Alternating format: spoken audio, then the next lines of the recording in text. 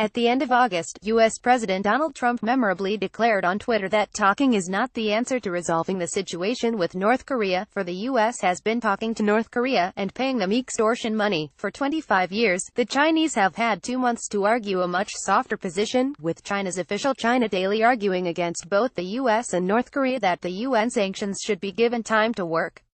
In effective diplomacy, true statesmen must be prepared in any crisis to seek compromise, something that can only be done coherently when possessing both vision and responsibility, nor is a little humility out of order. This is a truth that transcends the transition from an older diplomacy to the new seeming non-diplomacy of the present-ended crisis. Whatever the global rhetoric, actual diplomacy cannot be conducted on the basis of a priori doctrinal systems, for instance, communism or neoliberalism, that produce irreconcilable assumptions long before any negotiation or investigation. Talking, not shouting, not declamation, must be the only answer.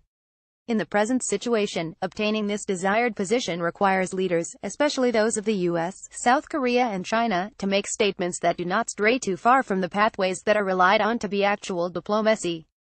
Is it realistic to hope that diplomacy is being conducted behind the scenes, as sufficiently now as in the past, to avert global tragedy? The case that springs to mind is that of the Cuban Missile Crisis in the middle of October 1962, from Themis President John F. Kennedy's world broadcast on the evening of October 22, when he threatened clearly and calmly that if the USSR prohibited the total blockade of Cuba, then U.S. armed forces would invade Cuba, to the Russian agreement on October 28 to withdraw the missiles and dismantle the launching sites. There was no bluster, the UN was kept informed and primed for actions to facilitate withdrawal, and an underground of a fairly stable diplomacy was established and basically trusted. Few of those conditions now exist. Certainly their existence should be reasonably doubted. The fire and fury declarations of Trump in August, all-encompassing, but entirely vague, were more reminiscent of Shakespeare's Sound and Fury, signifying nothing, which were told by an idiot, than they were of Kennedy's more precise manner and statement. However, Trump is much better known as a tweeter than as a coherent talker. Trump's famous book The Art of the Deal from 1987 was ghost-written by Tony Schwartz, who claimed that his subject has no attention span and cannot follow a detailed argument for any length of time. This seems to be true of Trump's own arguments in that book, such as they are.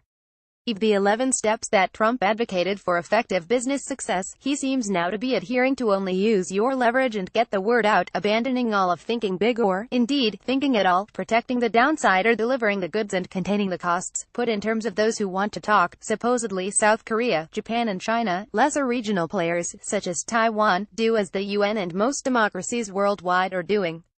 The people who do not wish to talk, as personified by their leaders, are the two major protagonists, North Korea and the U.S.